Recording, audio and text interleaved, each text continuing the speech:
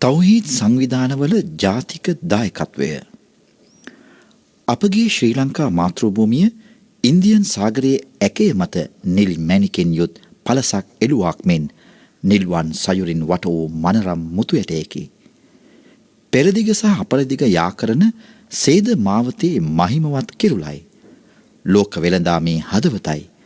රන්වන් වෙරළ තීරයන් වලාකුළු සිපගන්නා කඳු මුදුන් සහ හරිත පැහැති තේවතු යායන්ගෙන් සමන්විත වූ මුළු ලෝකයේම මවිතයට පත් කරන තරම් රමණීය වූ සහ ඓතිහාසික අභිමානයෙන් යුත් දේශයකි.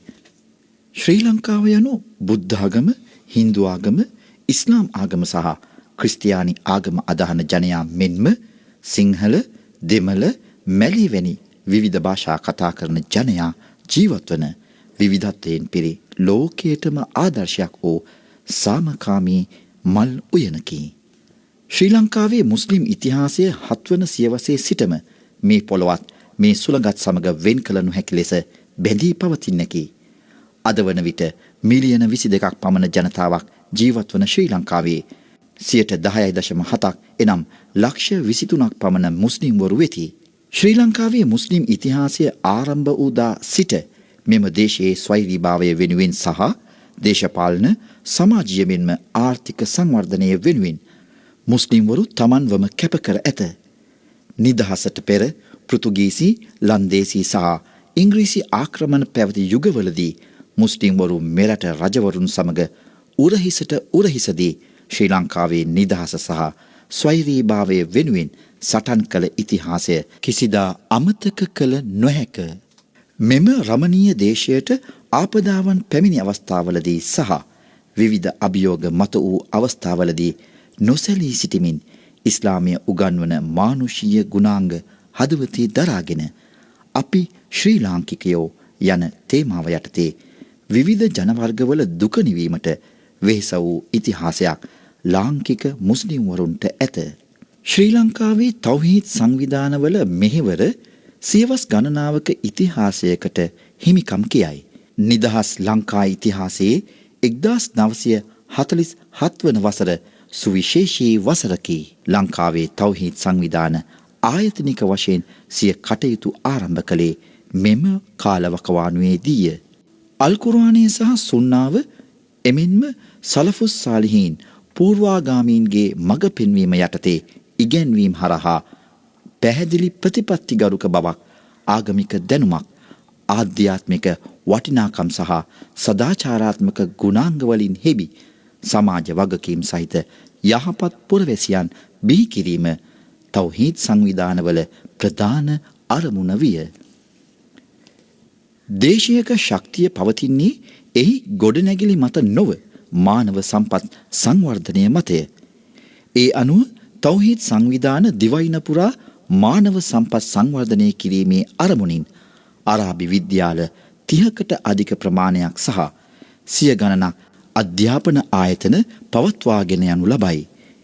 මෙහි ඉගෙනුම ලබන සිසුන් ආගමික විද්වතුන් පමණක් නොව ඔවුන් මෙරට විශ්වවිද්‍යාලවල මහාචාර්යවරුන්, කතිකාචාර්යවරුන්, රාජ්‍ය නිලධාරීන් සහ විවිධ ක්ෂේත්‍රවල ප්‍රවීණයන් ලෙස දේශයට සේවය කරති. විශේෂයෙන්ම අරාබි රටවල් සමග පවතින සම්බන්ධතා ශක්තිමත් කිරීමේදී මොහු යා කෙරෙන පාලමක් ලෙස කටයුතු කරති. මැද පෙරදිග රටවල් ලැබෙන විදේශ විනිමය අදටත් ශ්‍රී ලංකාවේ ආර්ථිකයට විශාල ශක්තියකි. වෙළඳාම, ආයෝජන, යටිතල පහසුකම් සහ රැකියා අවස්ථා සඳහා අරාබි රටවල් ලබා දෙන බිලියන ගණනක ආධාර පිටුපස මෙම සංවිධාන විසින් බිහි කරන ලද මානව සම්පත් විශාල ගාමක බලවේගයක් වී ඇත. පොළොවේ වෙසෙන්නන්ට කරුණාව දක්වන්න. එවිට අහසේ සිටින්නා ඔබට කරුණාව දක්වනු ඇත. යන නබි මුහම්මද් සල්ලල්ලාහු අලයිහි වසල්ලම් තුමාණන්ගේ මෙම ඉගෙන්වීම පදනම් කර ගනිමින් අල්ලාහ්ගේ පිහිටෙන් තෞහීද් සංවිධාන ශ්‍රී ලංකාව ආපදා තත්වයන්ගෙන් පීඩා විඳි සෑම අවස්ථාවකදීම සිවිල් ක්‍රියාකාරකම් මගින් මානුෂීය සේවා සපයමින් දේශය ගොඩනැගීමට දායක වී ඇත. ඒ අනුව රජයේ ප්‍රතිපත්තිවලට ශක්තියක් වෙමින් ස්වේච්ඡා සංවිධාන සිය ගණනක් කිසිදු ප්‍රසිද්ධියකින් තොරව නිහඬව සේවය කරමින් සිටිති. අල්හම්දුලිල්ලා.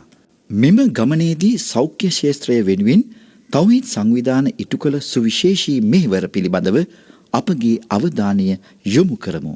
රජයේ රෝහල් ඇතුළුව සෞඛ්‍ය ක්ෂේත්‍රය දියුණු කිරීම සඳහා අවශ්‍ය පහසුකම් සපයා තිබීම, සෞඛ්‍ය සායන, ලේ දන් දීම්, අක්ෂි සායන හා සැත්කම් වැනි වෛද්‍ය කඳවුරු පවත්වා තිබීම, අධ්‍යාපන ක්ෂේත්‍රය සඳහා වූ දායකත්වය, පාසල්වල භෞතික සම්පත් සංවර්ධනය කිරීමට දායක වීම, කාන්තාවන්ගේ අධ්‍යාපනය දියුණු කිරීම, විවිධ ක්ෂේත්‍ර සඳහා වටිනා ශිෂ්‍යත්ව ක්‍රම පවත්වාගෙන යාම, අනාථ දරුවන් සහ වැන්දඹුවන් සඳහා මූල්‍ය ආධාර සහ නඩත්තු ව්‍යාපෘති ක්‍රියාත්මක කිරීම, සමාජ සේවා සහ සුබසාධන ක්ෂේත්‍රවලදී තෞහීද් සංවිධාන සැපයූ සක්‍රීය දායකත්වය, යුද්ධය පැවති කාලයේ සහ ආපදා තත්ත්වයන්හිදී තාවකාලික සහ ස්ථීර නිවාස පහසුකම් ලබා දීම, දිලිඳු ජනතාවට මූලික නිවාස පහසුකම් සලසා දීම, නියඟයින් පීඩා විඳින ගම්මාන සඳහා පානීය ජල ව්‍යාපෘති ක්‍රියාත්මක කිරීම සහ විවිධ ශ්‍රේෂ්ඨවල ස්වයං රැකියා අවස්ථා ඇති කිරීම යනාදිය මෙහිදී කැපී පෙනෙන සේවාවන් කිහිපයකි.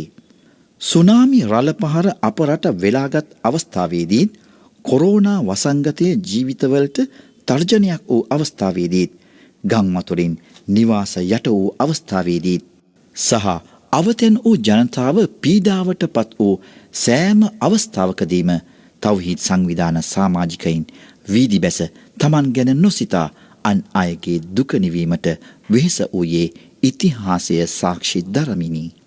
සාමය කඩාකප්පල් කරන අන්තවාදය හා ත්‍රස්තවාදය හිස එස වූ අවස්ථාවලදී මනුෂ්‍යත්වය යනු ඉස්ලාමයයි යන්න හඬ නගා ප්‍රකාශ කළ අතර, අන්තවාදයට එරෙහිව සම්මන්ත්‍රණ සහ සිකුරාදා දින දේශන හරහා දැනුවත් කිරීම සඳහා තෞහීද් සංවිධාන විශාල දායකත්වයක් පිරිනමා ඇත.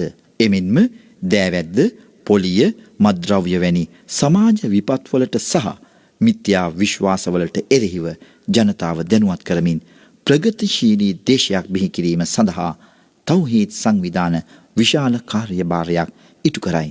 මෙසේ තෞහීද් සංවිධාන සිදු කළ මානුෂීය සේවාවන්හි දත්ත දහස් ගණනක් ඉක්මවා යනු ඇති. නමුත් එම දත්ත සියල්ල ලෑස්තුගත කර පෙන්වීමට වඩා අප දේශයේ ජනතාවගේ දුක නිවීමෙන් අප ලබන තෘප්තිය ඉමහත්ය. සේවාවන්හි සාර්ථකත්වය රඳා පවතින්නේ හුදු දත්ත මත නොව, අපේ රටේ සෑම පුරවැසියෙකුම අත්විඳින ආරක්ෂාව සහ සමාජ සහජීවනයේ මත බව යථාර්ථයයි. දේශය පිළිබඳ ඇති ලැදියාව සහ එහි ප්‍රගතිය අපගේ ප්‍රධාන ඉලක්කයයි. ඉන්ෂා අල්ලාහ් රටත් අපත් අතර ඇති බැඳීම සමග ඉදිරි කාලය තුළද සියලු ජාතීන් අතර යහපත් සබඳතා පවත්වමින් එකමුතුව ජීවත්වන ශ්‍රී ලංකාවක් ගොඩනැගීමට අපි එක්වෙමු.